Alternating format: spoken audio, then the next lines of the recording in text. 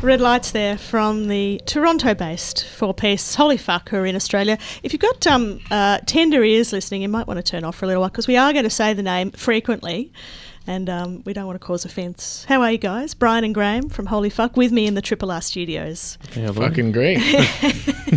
Sorry. Great to have you back here in Australia again. It's been a couple of years since you were last here, right? It's great to be back. Yeah. Good memories of the shows at Meredith. Mm-hmm. Lots of rain, but yeah, it's good.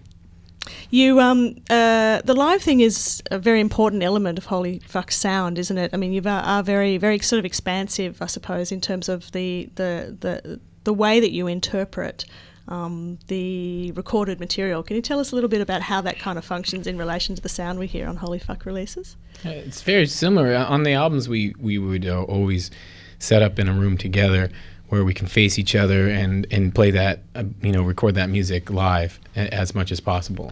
And we do that because we want to recreate as much as, not only recreating a live show, but just the whole idea that we don't want to do things in pieces where you're adding one layer at a time. It's more about doing something that's happening in the room because we're playing it together, because the way things are reacting to everybody else's parts, and the way that if the snare might be picking up in a microphone that's running through my stuff or whatever. It just makes much more sense to play live in the studio. And then also, of course, it helps because then we get out onto a real stage, and then there's some level of continuity there. Inevitably, there's people that will say there's a lot of differences, and they'll say, well, you should release a live record, and that would be so much more exciting than your actual records.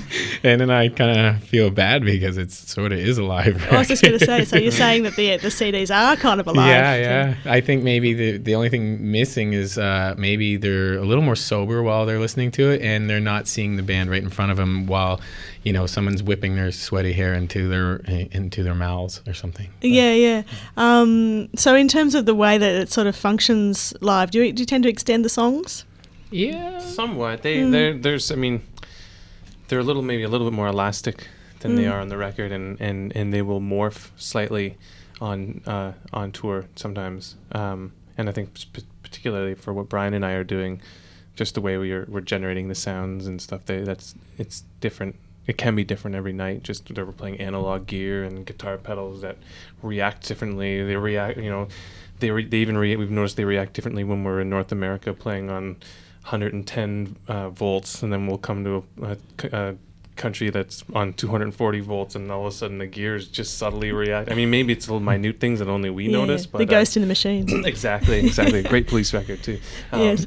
And so I think that's sort of a lot of the fun part of it for me. And anyways, like just the song structures might be the same, but the keyboard electronic kind of stuff is reacting differently, and it's good when you're playing like 40 shows in 42 days. It's good to have that, to be able to be creative and mix it up every night and keep it interesting. And why did you decide to work like this? Because you both come from a sort of a guitar rock background, don't you, in terms of rock bands? So very sort of traditional approaches to music making? Yeah, well, I think we did sort of approach the creation of electronic music coming from a guitar player, like I had all these, it was a good reason for me to use all these weird guitar pedals that I had bought for my guitar, and like maybe kind of a little too cheesy to use in the band, but you run a drum machine beat through them and it sounds kind of cool now. So that's essentially why I have all this guitar stuff, pedals and things lying around, and sound manipulators to use. So that's kind of why it was already there. I think I'm susceptible to sort of that sort of I don't know, like everything kind of, I don't know, called peer pressure or something. Like I'll watch like a snowboarding video and go like, man, I wish I could snowboard, but I can't. I suck, and I'll probably never do a lot of things in my lifetime, like ride a horse or learn to play piano or whatever. But I think at some point you kind of want to do everything, and this is probably one of those examples where at some point, playing in rock bands and playing a guitar, you're like, but I want to do something else. Or you watch your friend playing, and being totally being stupid, not understanding how they're making this music. I would go home and try to do my own version of it with what I had around the house, which for me, wasn't very sophisticated gear. Probably not. When you say my own version of it, my own version of what? I mean, like going to see, like, you know, in Halifax, where I was living, there was hip hop. There's a lot of underground hip hop there that was doing well, like 6'2" and Buck 65, and I don't know. We went to Toronto, and you meet other people doing different things. I guess the idea of being just anything different, you know, and I want to make some loops and cool beats and stuff, but I don't know how, but I have this 4-track and this Casio and some guitar pedals, so here goes nothing. But to me that sounds like the hard way, because these days anybody can make electronic music on a laptop. It's all it's all tools, and I think you can definitely get sort of lost down the rabbit hole of like the technicalities of making music, and you know, with software and computers and all the gear, and maybe to some degree you're losing the point. And I think using the tools that we use are intuitive to how we want to make music. They're personal to us, and they allow us to maybe more focus on creating cool music as opposed to creating music that's technically easy to make on a computer, and you can do things really easy. So you choose to carry all of this gear around the world with you and kind of do it the hard way. Tell us about your arsenal of sounds that you've got with you. We've refined it. We've toured enough to know how to transport this stuff, and you know, there's just some bunch of keyboards and drum machines and stuff. But they're described as toy keyboards, aren't they? So what are they? Yeah, we say toy.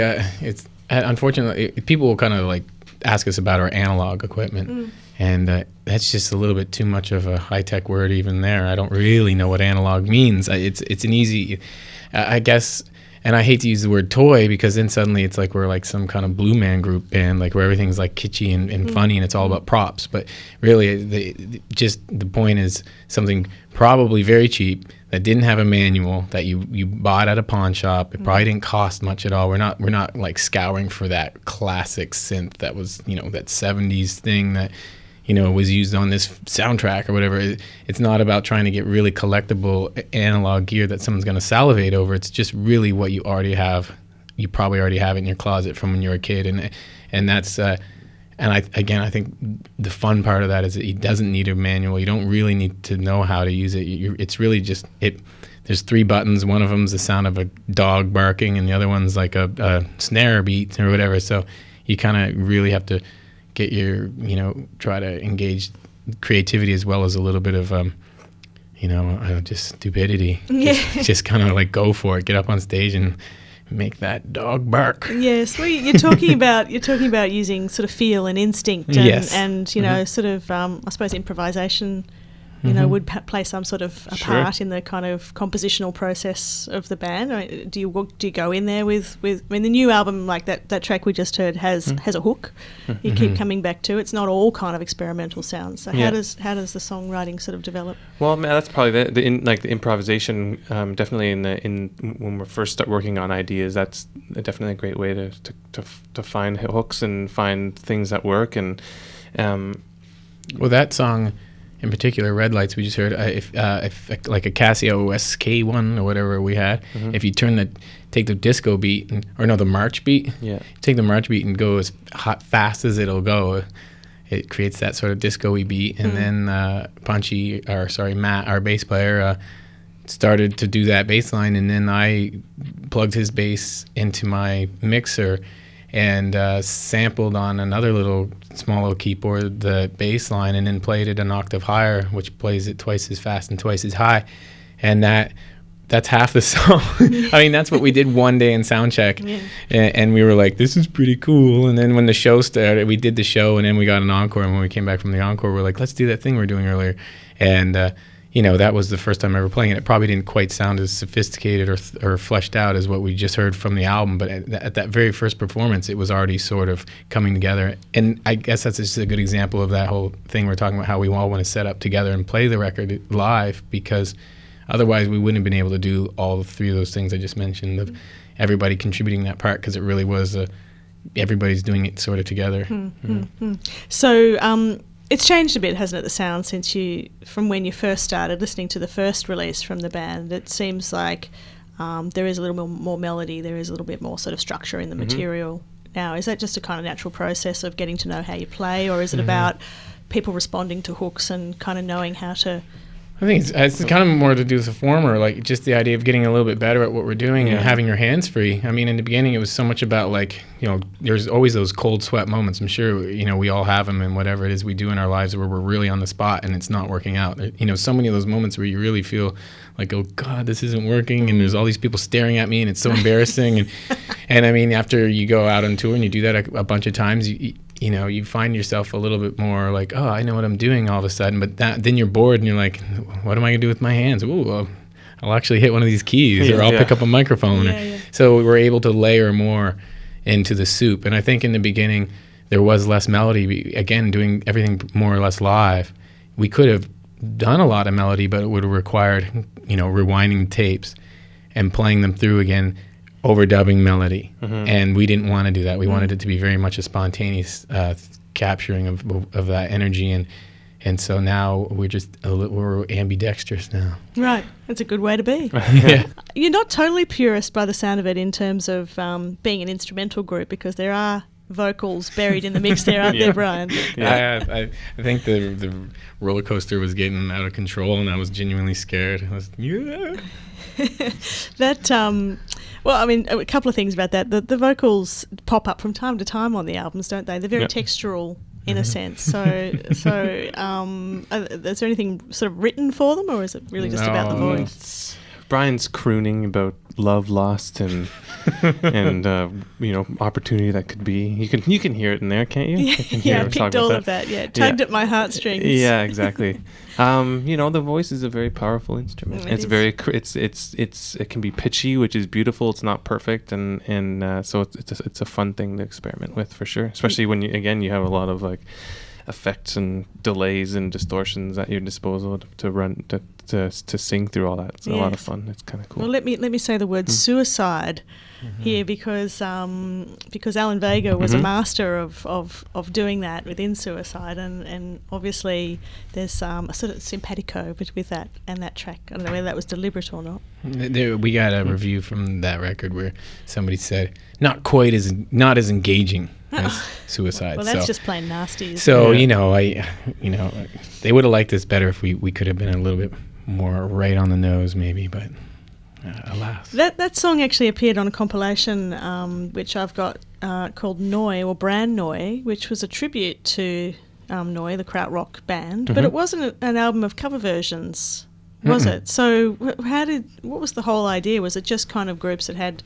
I think that's what it was. Just like you watch a band and you watch a band, you kind of like fold your arms together and kind of smirk to your buddy. This is their noise song. It almost becomes a genre unto itself. Like if they have that sort of the Motorix sort of thing. Yeah, the driving beat, and I mean we've definitely been guilty of it. In our own band. We'll be like, let's play that noise thing. It's inevitable at some point.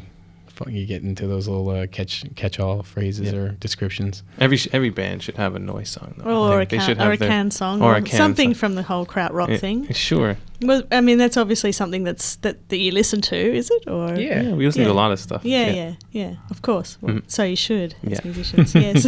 Only can. No. Yeah. But you're often described, when I was reading about you, as a lo-fi band. Now, once that kind of meant to me, the whole 4-track thing. It's not a term that's used very much now because we're in the sort of digital era, I suppose.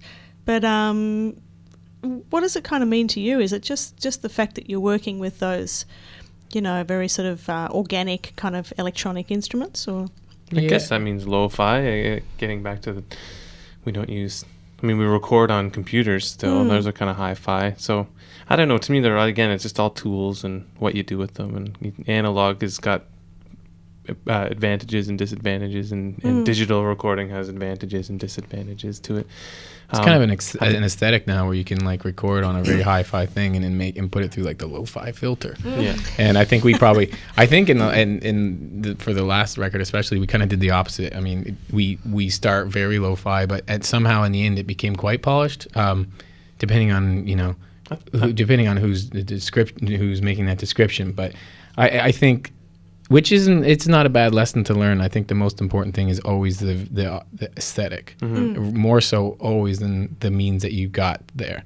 And I think, yeah, like Graham was saying, going down that rabbit hole of the technology, just the technological stuff, where that's all anybody's interested in, or how did you get those sounds? But at the end of the day, the most important things is the sounds, how it makes you feel. And I guess sometimes people think of lo-fi, they think of a certain aesthetic and a certain feeling more so than what's actually going on technically. Technically, yes. Yeah, that's traditionally, I suppose, what it was about. How has it been different from you working with Beans as the MC? We heard the track. He's an amazing lyricist, isn't he? Oh, yeah. New Yorker. So does he live in Toronto these days? No, or how did he's you sort of hook up with him? We actually in Montreal, a lot of great things come from Montreal, right? A lot of good times happen in Montreal. Yeah. And it was actually our third show, if that. And Beans was there. He missed a flight and came out to see our show because I don't think there's much going on a particular Sunday night there. And he showed up at our gig and watched the show, and he liked what we were doing, and he called us immediately after and invited us to Coachella, which, you know, was a pretty big step for a band who'd only played 3 shows. Coachella being, I guess, probably the most kind of like infamous at the moment American festival going on. So yeah, the relationship started there, and we didn't do a lot of recording with him. We did hear a song that we did together, with one of the very few that actually got recorded, but we did tour with him, and we were doing all kinds of material with him at the time. Yeah. But very different way of working for you? Is it still kind of improvisational in terms of coming up with the stuff for him? Or When we backed him up, he still had his songs that we interpreted, and we would interject as much holy fuckisms as we could into this music, which was a lot of fun. I started being his hype man, and he got kind of mad. Yeah. Put your hands together for me. So he was like, "Don't ever do that again." So yeah. So you haven't done much with him since, yeah, right? No. He comes out and joins us on stage sometimes in New York, and but yeah, it's been a while. But we're excited about his new record. We can't wait to hear it. I mean, we're still fans, obviously. Of course. And for you, what are your next plans? What's album number 4 going to be like for the band? It's going to be like this lots of vocals, epic. I have no idea. You haven't started on it yet. Nah, it's going to be more of the same, I think. But I think one of the fun things about this band for us is that it is a really great creative vehicle for us, and I think that's always been a top priority. There's a lot of freedom in it, whatever that means, but essentially to us it means we can go in any direction, really. And so I think there's a chance we're going to try to at least get to some new territory, new sounds and stuff, and maybe we'll upset some people. I don't know, probably not. It'll just be the same stuff. Just tickle the tummy. Yeah. So you're off to, is it Brisbane Laneways tomorrow? Yeah. That's a flying visit. Yeah. And then you're back to Melbourne on Saturday for the festival. A few more things, and tonight. You're going to have to pay. And tonight, of course, at the Hi-Fi Bar. Yeah. I think there's the tickets at the door still. There are still some tickets available for that, and what will be that'll make the promoter happy. We were supposed to say that. What will be a fantastic show for Holy Fuck at the Hi-Fi Bar, and then, of course, at Laneways on Saturday. So thanks a lot for coming in. I hope you have a great time here in Australia. Yeah, thank you. And